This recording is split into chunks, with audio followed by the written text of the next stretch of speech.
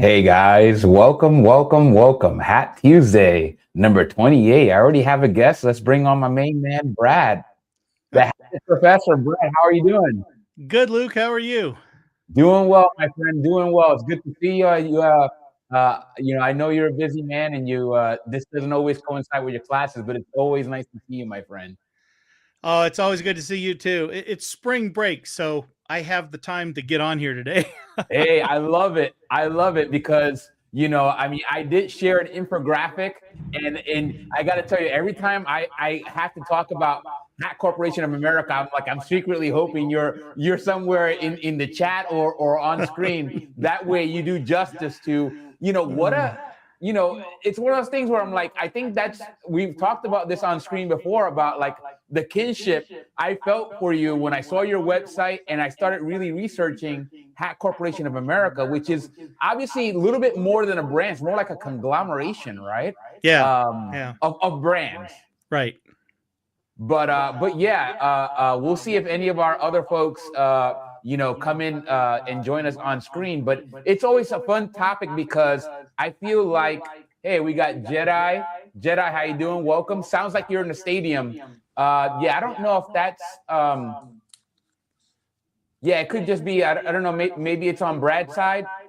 I don't hear anything on my end, but okay. I don't know if there's an issue with my mic or something. I don't know. I wonder when. Yeah, something's coming through. I do hear what Jedi's mentioning. Let's see. Brad sounds fine. Okay, it could be me. Let's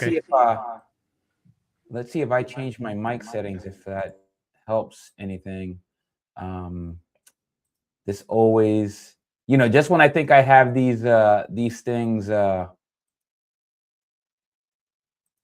dialed in, I always get a surprise. Adjust mic volume. Doesn't allow me to change my mic. Let's see. This is when I need Morgan. Let's see. Stop mic, stop cam. Wonder if I just leave. Yes. All right. Let's see. It's just trying to.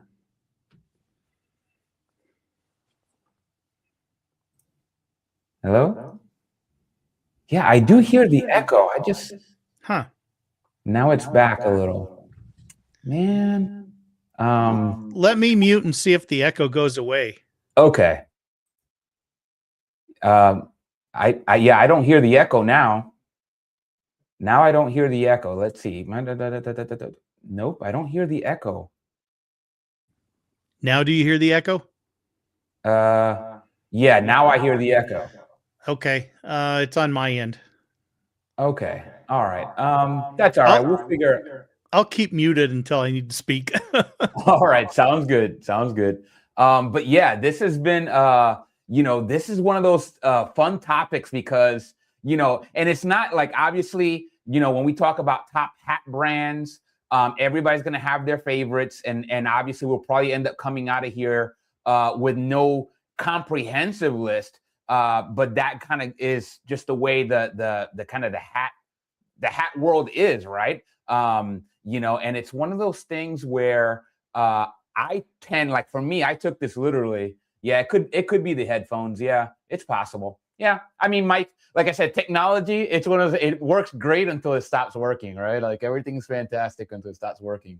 But yeah, for me, like, I love these topics only because sometimes somebody will mention a brand that I'm either not familiar with or I don't own an example of. And we got my main man, Paul. Paul, how's it going, my friend? Hi, very well, thank you. Hi, Brad. Doing well. Hi, Paul. Good to see you. Good to see you. Thank you. Yeah. So, Paul, we were just talking about like our topic for today. I sent out a little infographic here to the group, and obviously, and I was talking about this just a minute ago. We're not going to be very comprehensive. There's so many great hat brands out there. There's going to be, I'm positive we're going to miss a few. But what I wanted to do is try to give it an overview. And obviously I used the help of ChatGPT to give us kind of at least a jumping off point. And I think I own an example of every hat brand except for Mazer. And my good friend Steve Heck definitely owns a lot of Mazer hats, and I just had to make sure that they were included. But I'll put up that infographic up here. But in the meantime, Paul, any new hat news? I've been busy making hats. Let's put it that way. I had a really nice. This one tickled me, and I thought I'd just share it. And look, I'm blowing my own trumpet here, but let me see if I can just get it up on my phone here. A person gave me some feedback on a hat that I'd worked with him quite a while to get the hat sorted out. And he now where is it? All feedback. Oh, where is it? Yeah, Paul, we're not beyond tooting our own horns here. Like I said, we have to celebrate wins, small, big, and everything in between. That's right. And this one got my. What happened was the gentleman saw one of my open roads on eBay. I put on there that I can make them any size and a lot of colours. And in fact, one of them was. Let's just. Sorry about this. No worries. One of them was a beige one, and he actually wanted a brown one. So I said yes, I can make a brown one, and I made him the brown one and sent it to him, and he put the most wonderful hat in the world. I thought, I love that. I've made somebody's day. That's the nice thing I thought about it, that obviously it brought a dream that he had to a reality, and it was just nice to get some positive feedback. Anyway, but apart from that, I'm just busy making hats at the moment, which is very nice. For some reason, I've had a run on Homburgs at the moment, so I've been making I think 3 this week. So goodness knows why. I can go months and months and not get a request for a Homburg, and then come along like a London bus, as they say. But no, other than that, just more of the same. I've been out trying to find a property. My wife and I have been trying to find a property where we can get this hatting room in, so I can start doing teaching hatting and also have the hatting experience, because the feedback I'm getting from people here is that buying a hat is not just about going into a shop, fitting it, and then walking away with it. They actually love the experience of working with hatters and going through the process of the way that, I'm sure myself and others that we have on here conduct ourselves by asking questions, taking information, and then compiling what is truly a custom hat for these people. And they would really like to see how it's done, and pay for the privilege. And I went, well, why not? We haven't found one. The problem is we found houses that we love and we could do it in, and they're big enough to do it in, but perhaps not in the right location that we want. So we're still looking, but I think we're getting close. So we're excited by it. Yeah. That's fantastic. I'm looking forward to that, because again, I know we've discussed that in person, and your ideas. I just love the ideas that Paul comes up with. It's always kind of like I said, always a stepwise. So somebody like myself always appreciates that game plan, but there's always like a bigger picture, right? It's like the idea between having distal goals and then having your proximal goals kind of in line with that. And I gotta love that. I guess it's interesting with when you look at this topic, how the different brands are in the different countries, and I'm sure we'll get to that shortly.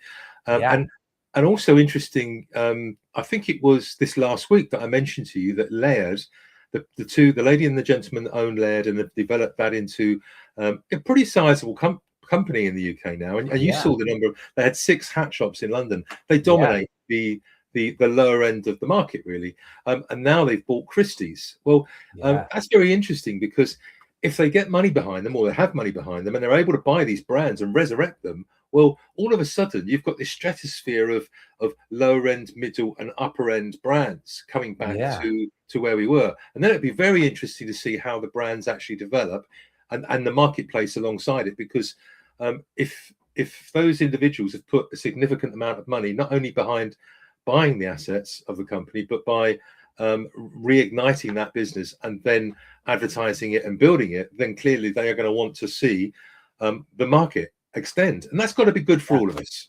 Yeah, absolutely. Like I said, these brands, obviously Christie's has a very, very well-known reputation out there, and it was nice that they found that brand still gets to live on, and who knows what they'll do to try to push that brand forward and try to squeeze as much as they can. And that's what we're really talking about here. All of this is brand strength, right? It's like it takes a long time.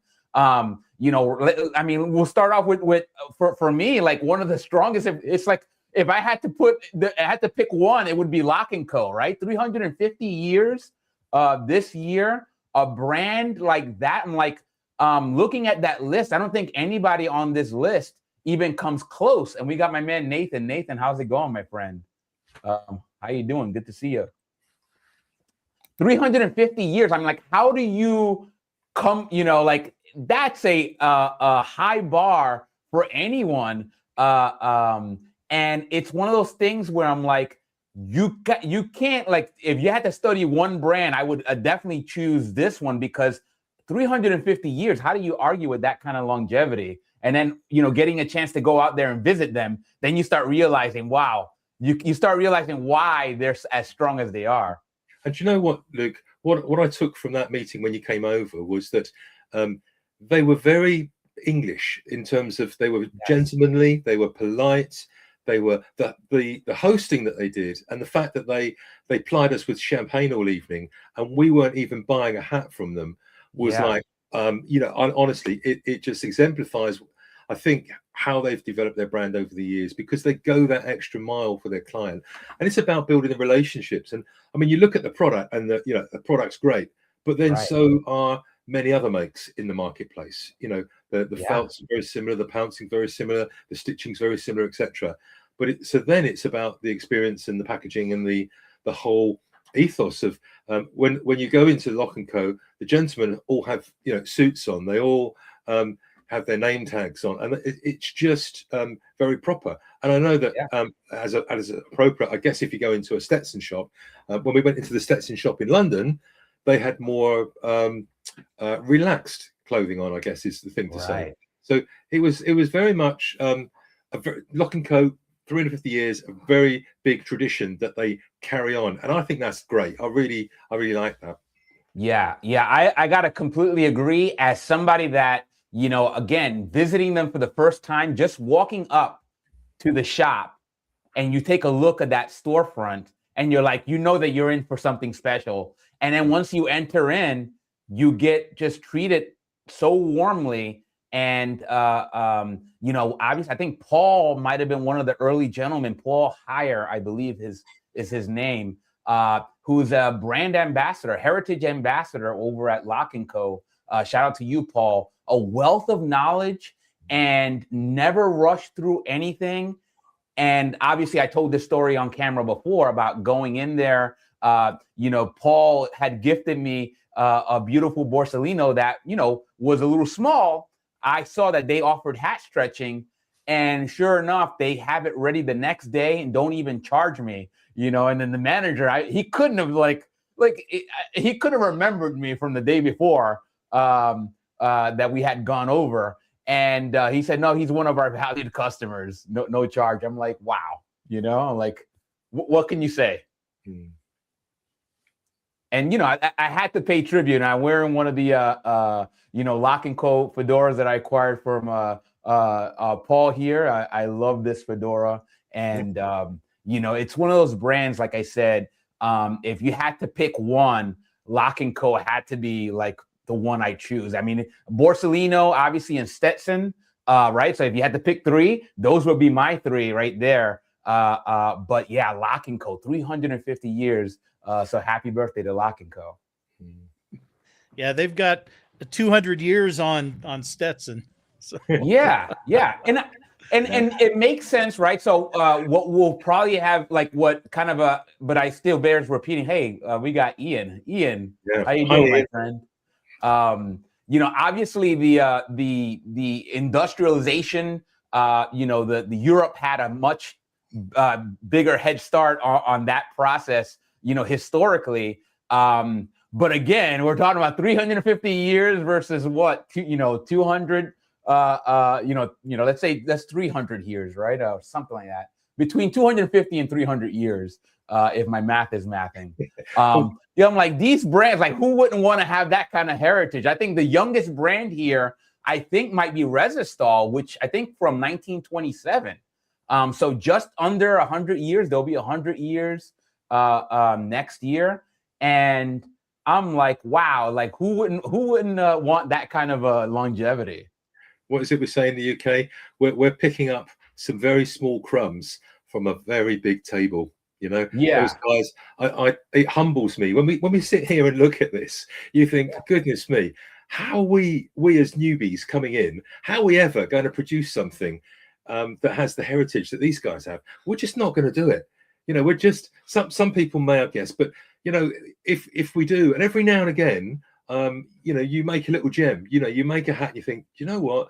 I think I may have just gone forward and gone up a level in terms of my my handiwork or my sewing or whatever it might be. But frankly, these guys are banging it out every day. Just a fantastic product, and it's so good that skill has been maintained, and they're still training people. They still have trainees and apprentices, and they carry on the work.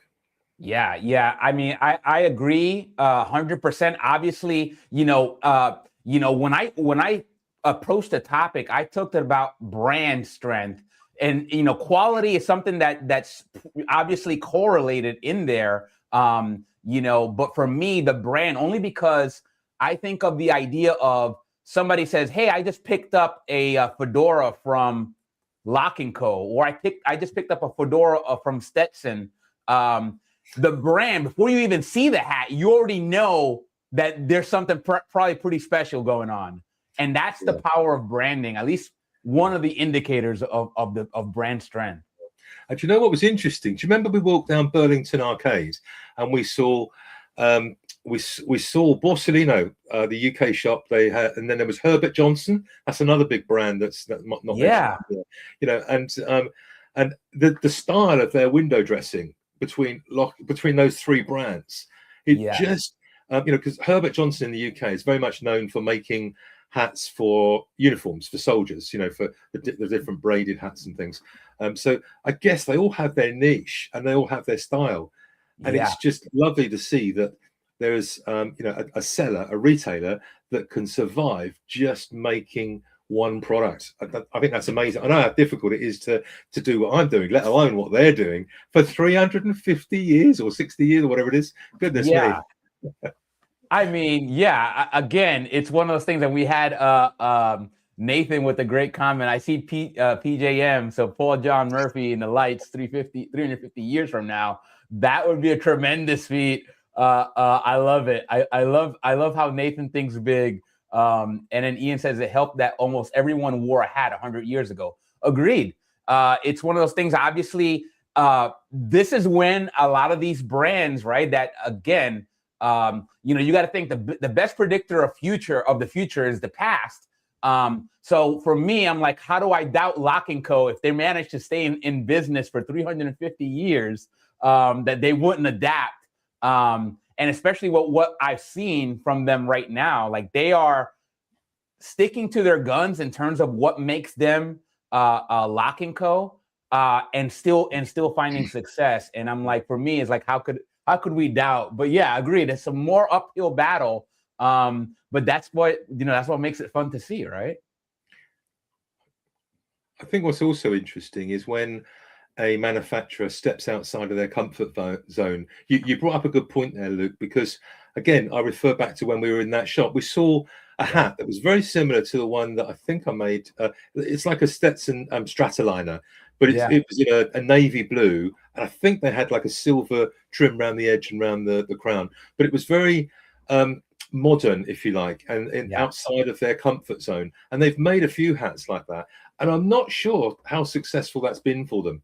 I think I acknowledge and support the idea of them going into other designs, but for me, I would have brought in. I'm trying to work with some London fashion designers at the moment, and there are some really good young fashion designers that if I was Lock & Co, I'd be talking to them about coming in and doing some design work for. So it's so and so and so and so at Lock & Co. You know, it's that sort of thing. They did a collaboration with James Bond, if you remember, the little collection of hats that they had there, and that was a limited edition. I believe that was quite successful. I remember buying one myself and selling it on, and it was just a lovely story that they had with the hat and the box and everything else. So these sort of things are, I guess, urging on the sort of collectible side, but it would allow them to do something that's a little bit off piste for them, if you like, than keeping it in the general range. But you know, I love going in there and seeing what they've got, and I'm sure they look online to see what other people around the world. I mean, if you look at more modern brands like, you know, Hornscoff and Hofford, I think Hornscoff has just had their 11th or 12th anniversary, I think. You think, wow, you know, how Peter's come on in all of that time. He's somebody that I look up to, and you think, wow, you know, that's an amazing improvement on work, if you like, and level that he's working at in such a short period of time. And you wonder, how are these big brands? I mean, are they actually businesses now and run by, you know, financial funds and so on and managers rather than passionate hat makers? I don't know, because I don't know the brands closely enough. That great questions. Again, we're talking about monoliths at here, right? So I mean, you know, for all these folks, you know, for me, like, the natural progression was going to be Borsellino, because even before I knew of Lock & Co, I saw so much about Borsellino from the Fedora Lounge. And then I was actually lucky enough on my hat journey to acquire a Borsellino fairly early. And I just assumed that most hats were like the Borsellino. And then as I started acquiring more hats, I started appreciating like that felt quality, right? That pliability, because that's the thing that always, as I started acquiring more hats, right? I'm like, I don't know why folks are steaming their hats. Whatever I do with this Borsellino, it just stays that way. And then as you start acquiring more folks, like, oh, they're not all like that. So that was one thing that really hit home with me, besides the talent, because I think coming from like the car world, right? And then obviously, even if you're not a fashionista, you know about the Italian fashion sense. But to see this Italian brand with such a rich history, we're talking about 1857, right? 1857. Again, that's not 1676, but that's no slouch. 1857. You got to be doing something right. And for me, one of the things, you know, obviously we just had a focus on Johnny Depp, right? And you know, he has an affinity for Borsellino, and I'm sure that helps. We had 2 movies that were created. I reviewed one of them, the original Borsellino movie. You know, I'm like, what can you say when you have a movie, you know, with a guy like Alain Delon, you know, starring in your movie? I'm like, you got to be doing something right. And Borsellino was one of those companies, like when we saw like that, when we started mapping out the decline of a lot of the American hat manufacturers, right? You saw that Borsellino maintained their strength, right? Now we're talking about well into the 70s and 80s. You know, ultimately they did succumb to bankruptcy, but they thrived when a lot of other hat manufacturers were struggling, and that says a lot about the brand. We got Josh. Josh, welcome. And for me, like I'd be remiss, right? So like we talked about Lock & Co, we talked about Borsellino. If I had to choose a third, and maybe this is my American sense, Stetson. Because wow, you talk to anybody. Do you know how many folks that you know, will see me in a fine hat, and you know they're trying to kind of build that rapport, right? And essentially say, hey, I know something about hats. They almost will always, if they mention one brand, it will be Stetson. And that for me is another indicator, or one of those indicators that's like when you got folks that are not hat people that know your brand, that's a strong brand. 1865. So I'm like, again, not the first, right? So I have under here Mallory. Mallory is probably the oldest kind of recognizable hat brand, and based on my research, and they go back to 1823. So like we've talked about the Mount Rushmore for like American hatters. You know, I mentioned this before, but based on my research, I had Zadok Benedict, who's the first known hatter that's credited. But beyond that, you got the brands. You got Mallory, and then you got Stetson, and then you got Kavanaugh or Hat Corporation of America, and we'll talk about them in a second here. But for me, like I said, that would be like if I had to choose three: Lock & Co, Borsellino, and Stetson. I don't know. What do you gentlemen think? I think those are all good choices. You know, going back to Lock & Co briefly, I think one of the things that works in their favor is, you know, England and the UK in general are far more traditional than the United States. The United States, you know, it doesn't hold with tradition a lot when it comes to fashion and things like that. Yeah. And so I think that's worked in Lock's favor, that they've been able to, you know, keep going to the present day. Yeah. Whereas, you know, a lot of these original companies went out of business, and some of them are still being made today. Yeah. Under different ownership. But no, I think, you know, and you've represented the UK, you've represented Europe, you've represented America. So I think those are good choices. Yeah. And, you know, Nathan asked a great question here. The best value. Wow. And here I'm going to caveat that. I'm like, if we're talking about vintage versus a brand new hat, you know, for me, if on the vintage side, I'd have to say any Hat Corporation of America, right? Because you're able to get a better deal, because a lot of folks, I mean, even though they might know Knox or Dobbs, Kavanaugh is not a name that rings a lot of bells for a lot of folks. And if you know about Hat Corporation of America, you know Kavanaugh is like the top of their line. And, you know, obviously named after John Kavanaugh, and obviously the Kavanaugh Edge. So like for the vintage side, for me personally, I'd say a Kavanaugh.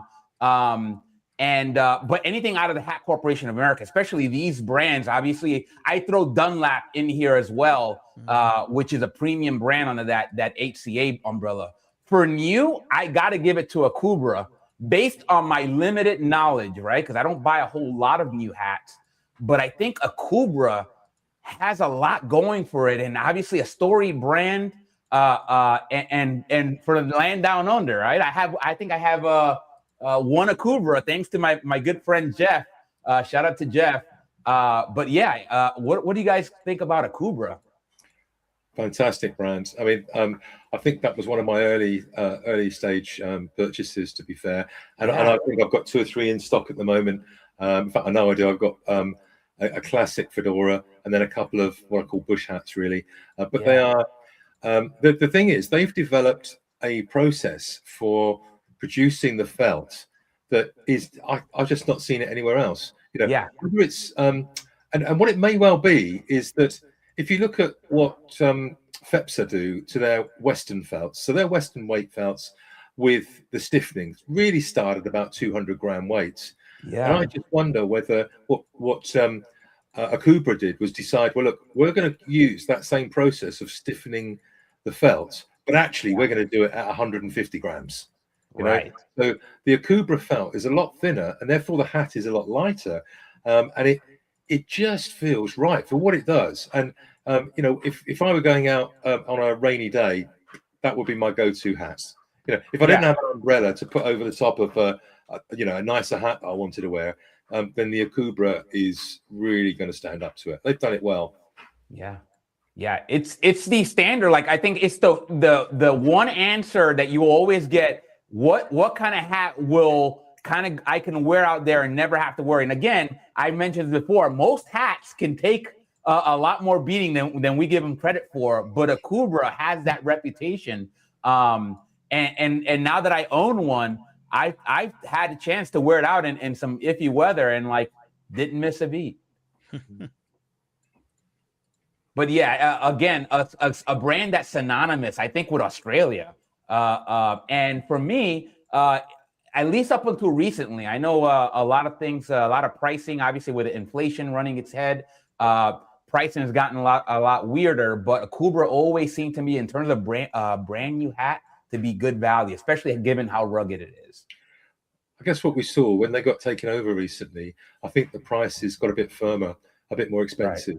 Right. And certainly what we've seen here in the UK is that the quality's changed a bit, and the older hats. So those people that have got the original Akubras, and whether they've bought them locally or whether they've bought them back from Australia with them, doesn't matter. But a lot of the time, they're not heavily worn.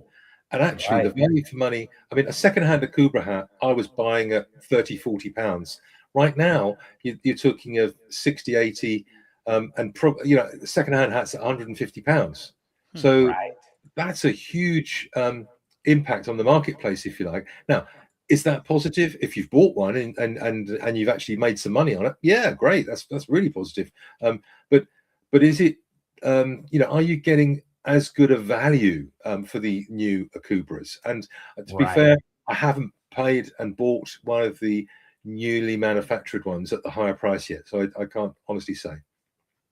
Yeah, that's a great point, and I think that's the thing that is always the curious, question, right? When these brands get acquired, obviously we talked about Christie's and that brand being purchased. You always wonder what's going to happen. I think of like something similar about Champ. On the Fedora Lounge, obviously a lot of the current lineage, the current line of thinking is that Champs are of lower quality, but at some point that brand was acquired, and they used to produce these really high-end hats.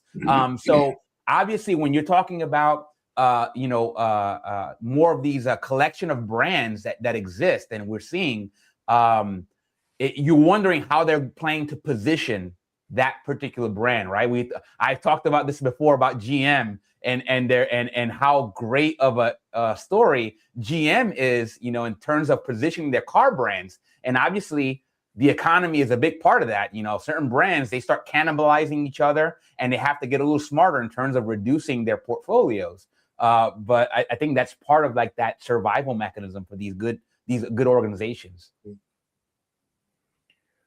I think an interesting point to consider is one of Stetson and Europe, because the Stetson hats that come out of America are obviously made in America and are beautiful, beautiful hats. Okay, some of the lower end ones maybe not so, but the higher ends are just lovely. In the UK, we get hats that are made under license in Germany, and so they use a lot of wool and lesser materials, basically. I mean, you saw that firsthand, didn't you, Luke? And there, as I've said before on this show, that the 6X open road, which is a sort of standard from what I understand, in when you own an open road, you tend to go for a 6X. But that's £525 no, actually it's 540 now in Stetson in London. Yeah, in America you could probably buy that $299, something like that, $300. Wow. Yeah. We've talked about that before, about like that difference. And and it makes it a little bit more interesting for the folks that are, obviously trying to import some of these hats. And it makes you wonder about, like I said, how many other differences out there that exist between some of these brands and maybe their overseas products that we don't realize, maybe because they're not as well publicized. But yeah, interesting. And this is a brand, I'll mention this because I want to make sure we mentioned Germany. And for me, Maser, again, I'm not an expert. My good friend, Steve Heck, is definitely an expert in the German, Austrian, right? He was on this channel talking about the Rio Ector velour process. But Maser, I'm going to say Maser because that sounds at least the most Germanic in my mind. But if you know better, then correct me. But Maser's definitely a company that definitely has a rich history. 1800, right? I mean, again, Germany in itself, right? If we talk about a brand I mentioned during the chat that wasn't on this infographic, is Tonak. And Tonak has German roots, right? We had Huckel and Peschel. which were founded by Germans. So there's that connection between Germany and Tonak. So even though Tonak came about in its, I guess, more modern incarnation in 1945, if you count Huckel, we're talking about 1799. So Germany definitely has such a rich history. I wish I knew a little bit more, but that's part of my hat journey. It's like slowly but surely, as I start acquiring some more German hats, I'll start researching and appreciating a lot more of that history. We do get some of the mazers over here in the UK. I've bought a couple secondhand, but as we've said before, the older ones tend to be smaller sizes. So you have to make a decision. Do you actually restore it and refurbish it, if you like, and leave it in its original makeup so that you're not replacing the leather sweatband, for instance, or do you actually resize it because it's actually a beautiful, a beautiful felt and usually very nice styles, classic styles. Yeah, and so.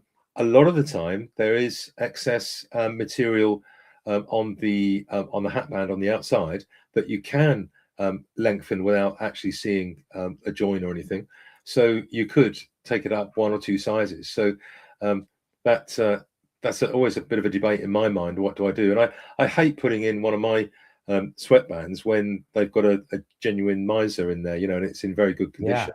It's such a shame, but it's very difficult to wear because of the small sizes. It's and obviously when we talked about personalizing your hats, we talked about the Tyrolean hats and how the hat pins, there's a big influence there from that kind of a Germanic influence. So definitely we'd be remiss if we didn't mention Germany, and obviously by extension the Czech Republic, or Czechoslovakia or Chechnya. So I just want to make sure I be respectful to the lineage. But yeah, and then obviously we talked about Resistal. For me, Resistal is kind of like America's version of a Kubra, right? They have that Western ruggedness to it. Obviously, Resistal, the whole name is supposed to be Resistal, right? It's supposed to be a tough hat. Again, just under 100 years, but that's a brand that's no slouch. I don't know if I got it right or not, Luke, but here in the UK, we look at Resistal as being the working man's hat. It's a real solid hat, and any ones I've had, you can feel the difference.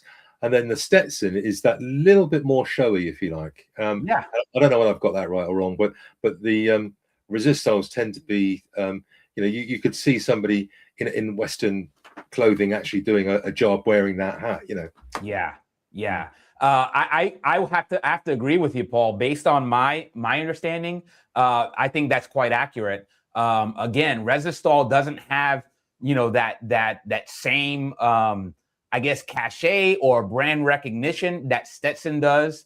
But it's one of those things, like I said, ruggedness. Like that's why I always think of like Resistal and a Kubra having that kind of that same angle, right? In terms of the brand. And I know they advertise, Resistal has some YouTube videos advertising about, hopefully I get this right, that they control the entire hat making process from beginning to end. They said they're the only ones, but I don't have the basis to say that's true or not. But it's interesting to watch that video to show them that process from beginning to end. So shout out to Resistal. I must admit, I thought a Cooper did that as well, to be fair, Luke. But they actually brought in the raw materials and made the and blew the felt, So that's why I see that. I don't know how much of that is marketing speak, and it could have been they qualified and said they're the only ones in America, and maybe that's a lot more accurate. But Jedi here, let's see, wait a minute. Nathan says, out of the 10 brands listed here, which one would rank overall first and 10th? Oh wow. I gotta tell you, I mean, for me, like the top that I mentioned, that top 3, it's a toss-up. Like I'd have to like break the tie with longevity, I guess, and give it to Lock & Co. But wow, that's a tough ask. I mean, I'm confident in that top 3, fairly confident. What do you guys think? What, Luke? When you look at Stetson, Lock & Co, and Borsellino, and you look at their ranges, they've got different strengths. So Right. actually, if that was one brand, I mean, it'd be fantastic. Yeah. You know, Yeah. so Yeah. I think Agreed. they do sit along that line, if you like, of top. And of course, we're talking about hats that are affordable in the main for most people, most men that are going to wear the hats, I guess. Hey. And we got the Tuckster himself. How you doing, my Hey, friend? how's it going? Doing well, doing well. You asked a great question here, and it's difficult, right? Because I could make a case for either. Well, I can make a case for a lot of these for a number of reasons. You know, because for me, I got to tell you, and I mentioned this when Brad first came on, that Hat Corporation of America endeared itself to me so much. Again, because of the plate, again, that collection of brands, right? Hat Corporation is a conglomerate. So we don't, Hat Corporation of America may not ring a bell, but certainly Knox, Dobbs, and all the other fine brands. So for me, they stood on, obviously, you know, maybe the American bias there on that. But so, you know, for me, like I have a, you know, I want to say Hat Corporation of America and some of these brands like Kavanaugh, but I got to kind of try to play it fair and say Lock & Co, Borsalino, and Stetson have to be that kind of, I guess, holy trinity, so to speak. But Nathan, what do you want to weigh in on here? All right, so I only got a few minutes. I want to do a little something here in honor of March Madness. Let's do a little bracket showdown real quick. All right. So I'm going to give you two brands, and you say, okay, that's the one I would advance. So if you were going to say Stetson versus Kavanaugh, we'll try to do like a rapid fire. Stetson versus Kavanaugh, which one would you rather have? Kavanaugh. All right. Lotco versus, is it Mallory? I'll go with Lock & Co. I Yeah. do like, Lock & Co. Wow, this is still tough. That's what it goes to show you. Borsalino versus Resistol. Borsalino. Oh, Borsalino. Dobbs against Miser. Ooh. Ooh. Ooh. Don't know enough about those two, but I was. I'd go with Dobbs. I'll go I with Dobbs. I'll go with Dobbs. Yeah. Okay. That might be my ignorance, but Lock & Co against Knox. Lock & Co. Lock & Co. Ooh. Dobbs against Akubra. Oh my God. Ooh. I'm going to show my bias with Dobbs. So Yeah. Yeah, I want to say Dobbs, but again, I do know that a Kubra reputation. I'm going to go with Kubra, even though, like I said, I feel like I'm betraying my what I just stated just a few minutes ago. So we'll do 2 out of 3. So Luke, you say I'll go Akubra, with Kubra. and then Brad was Dobbs. And what do you say, Paul? Dobbs, because I just like the style better than the Akubra. All right, Dobbs one out. All right, Kavanaugh and Lock & Co. Oh my God. I'll have to go Lock & Co because I've got to. I'll go with Lock & Co. You know? Sorry. Yeah, no, Kevin, man. But Bor- I'll go with Lock & Co. Borsalino versus Dobbs. Borsalino. Borsalino. Okay. All right, championship matchup: Lock & Co versus Borsalino. Oh my gosh. That's so hard. That's so hard. I'd have to say Borsalino for me. Oh, Brad, down to the last one, you know. Wow. Okay. I'm going to go Borsalino as well. Oh, 2 out of 3. They took Borsalino, it. Wow. It's that Italian style, Nathan.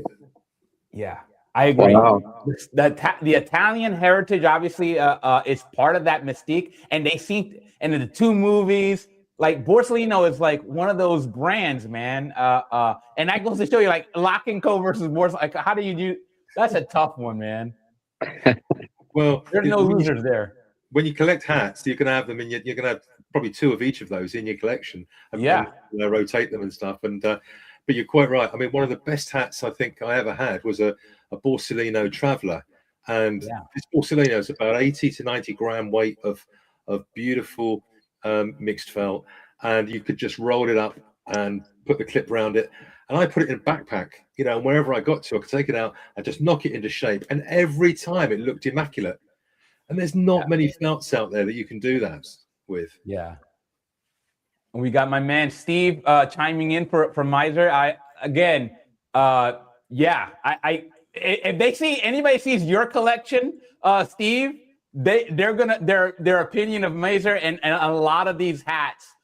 You know, you guys owe it to yourself to go back into the archives and see some of the hats that Steve showed. And again, I've seen some more of his hats on the Fedora Lounge.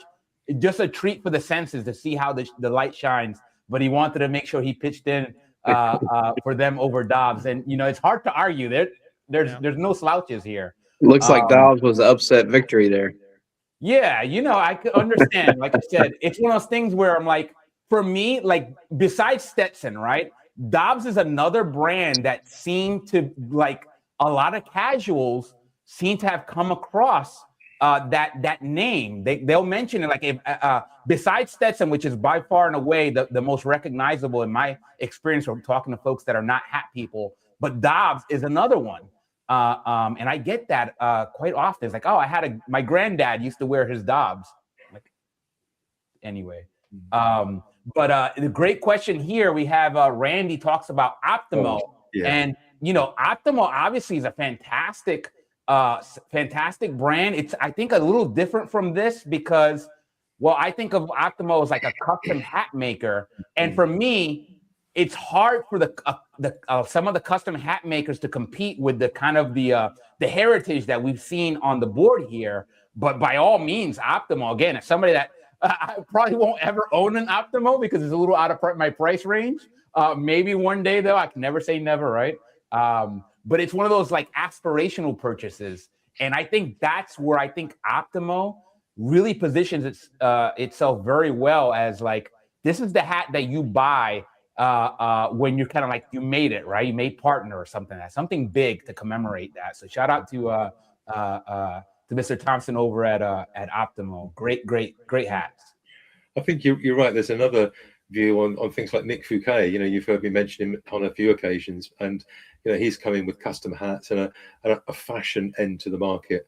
His parents coming from a fashion background in Paris and so on, and that is a whole different marketplace to what we've got on the board here. And right, there are I know hat brands that Robert's brought to the table from Vancouver and other places that are also in that niche. So it's, you know, we have traditional brands like we've got here, and then we've got new brands that are perhaps under 25 years old and are really taking forward the marketplace in an area that perhaps we traditionally wouldn't have seen. I mean, most of these brands and the style of hats that you've got there would appeal to an older gentleman, let's say.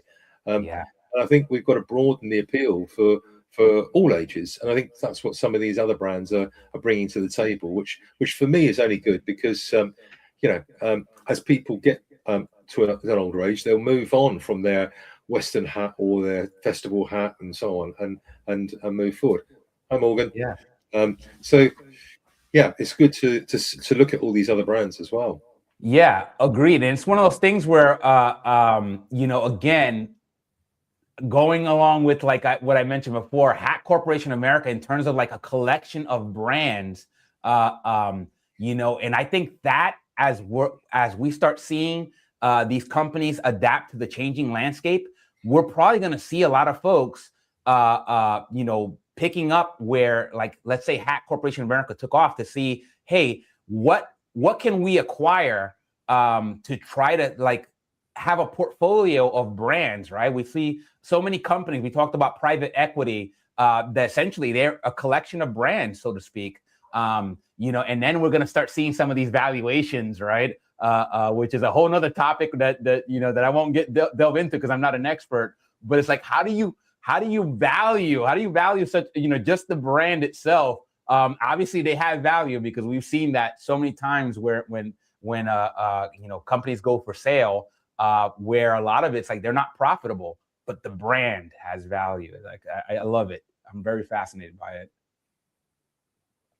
But yeah, I want to thank Nathan for that March Madness style of, you know, it made it very difficult. I knew it was going to be difficult. And again, these are all very personable. And again, I'm sure, besides Tonak being off the list, there's other brands here that we should have probably had. But for me, this was like with the help of ChatGPT, of course, I had to at least put something to get the conversation started. Morgan says, I'd love to join the panel. I finally have some time, LOL, but I don't think I can wear a hat these days at my work. I just stay hatless to be safe. Hey, Morgan, you know what? We value employment here, gainful employment here at Good Luke's. So if you have to, obviously Josh can't usually make it on screen because he's working. Definitely stay in the good graces of your employer. But I appreciate it, Morgan.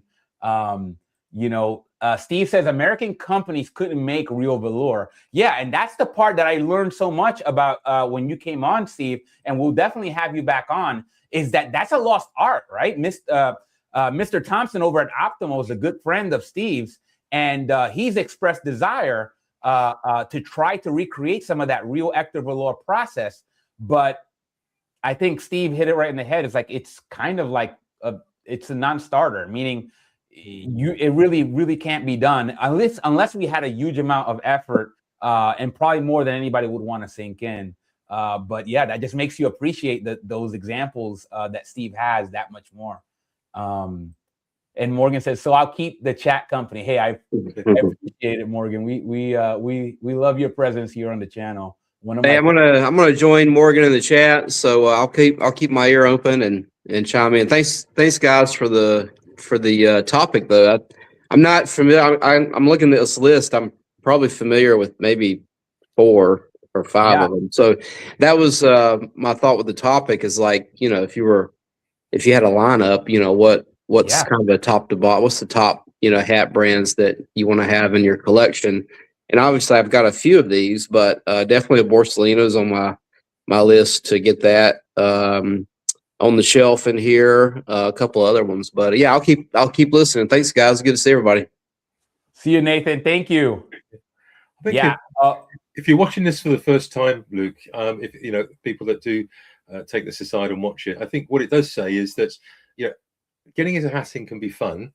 Part of the fun is actually looking at these brands and others and buying the brands. And it's like anything. If you might be interested in playing cards or these collecting cards, these Pokemon cards, that sort of thing. Well, you buy them and you sell them, and that's what we do. We look at the brands. We think, okay, I'll keep an eye out for a Mallory. I've never had one of those. If I find one, I'll buy it. Doesn't matter whether it fits me or not. I just buy it to see how they made it, what type of felt do they use, how the style is formed, all that sort of thing, and then move it on. And it's something that can keep your interest in hats, I think, motivating, your experience actually developing, and being able to enjoy it much more.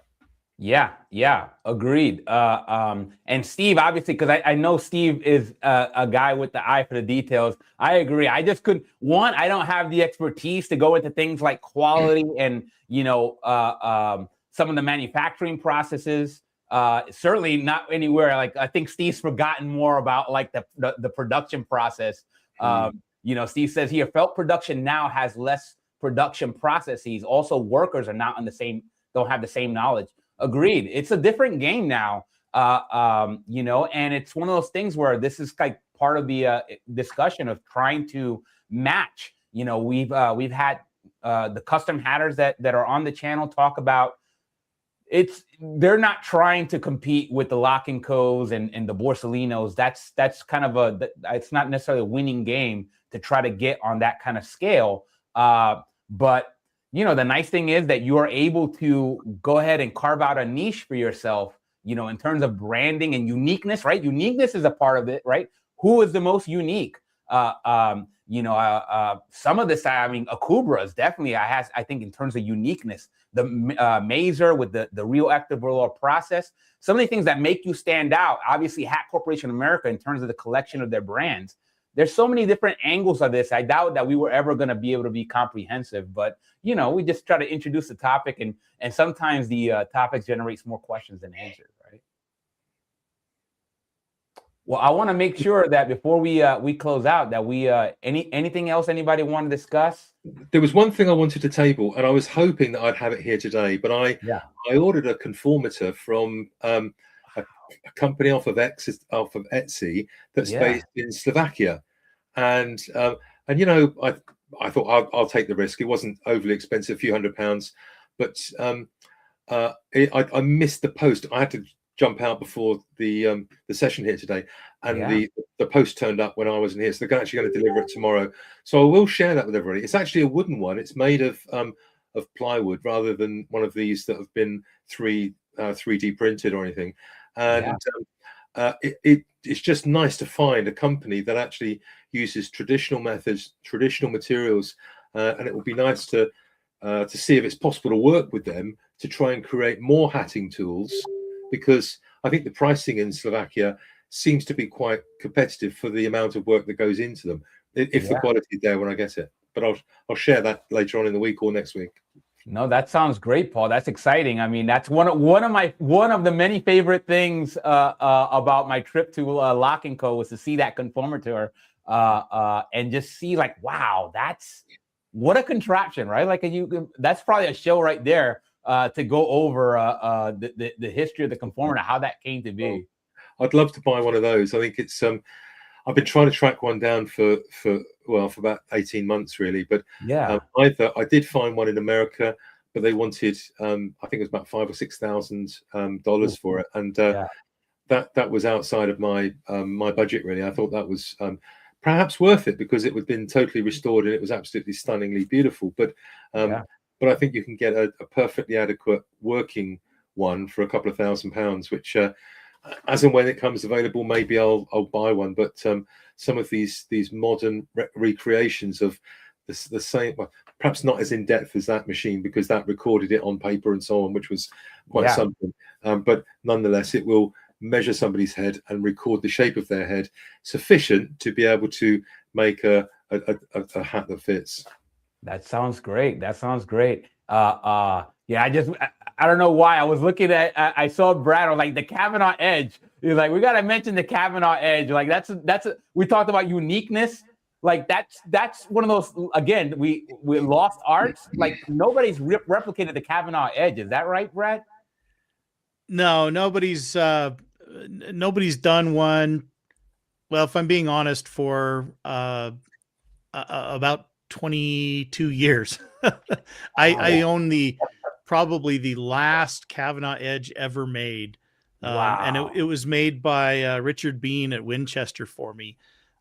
He made me hat bodies in 3 different stages of the Kavanaugh edge. So you've got the original, or the cone with where it's folded over and stitched down. And then you've got the intermediate stage, and then you've got the finished edge. And like I said, it was about 22 years ago or so. But beyond that, the knowledge is all lost. So, like Steve was talking about with the velour, these are things that without the proper tools, equipment, and understanding the processes, you're not going to see again. And hatters or the hat companies are they're going to decide it's not really worth it, correct, to invest in it, because they're not going to get a return on that investment. Right. Well, there you go. Again, Morgan made a great comment here. I want to make sure I read this. It's like Morgan starts off, apologies if it's already been said, but off-the-rack brands are great for those wanting to start out, still finding their style, and or are content with the styles offered by these top brands.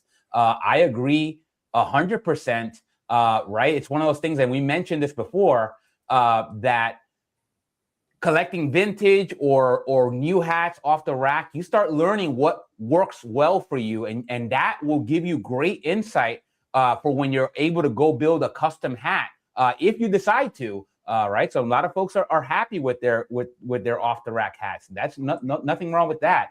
But you will start learning about the different felts and what works well for you, what styles work well for you. And it makes a great jumping off point if you decide to dip your toes into the custom hat world. And And Morgan says, alluding to the prior discussion, custom is a great way to go if these brands don't go for the above mentioned reasons above, which they are not limited to, and to those that want to double down. Yeah, man.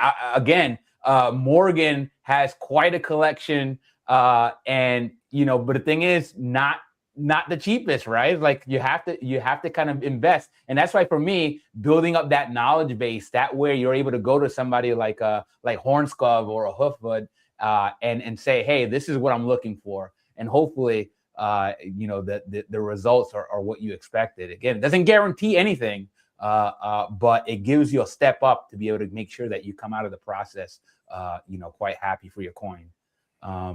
But I wanted to thank all you folks for joining me. Thank you, Brad. Thank you, Paul. Thank you, Nathan, for joining us on screen. Thank you, Morgan. Thank you, Ian. Thank you to my man, Steve Heck, and Jedi for joining me in the chat room, as well as Josh. Again, I'm going to say what I always say, which is support all these good folks in the Good Lukes Network, support all the good folks outside the Good Lukes Network. But even if you don't, right, even if you choose not to support, the one thing you got to do, or else we'll get the spirit of John Kavanaugh after you. He'll have to sue you for trying to rip off his Kavanaugh edge. But other than that, what you got to do is you got to stay hatting, my friends. Have a great day. Ciao, everybody. See ya. Bye, Brad. Bye. See you, Paul. See you, Luke.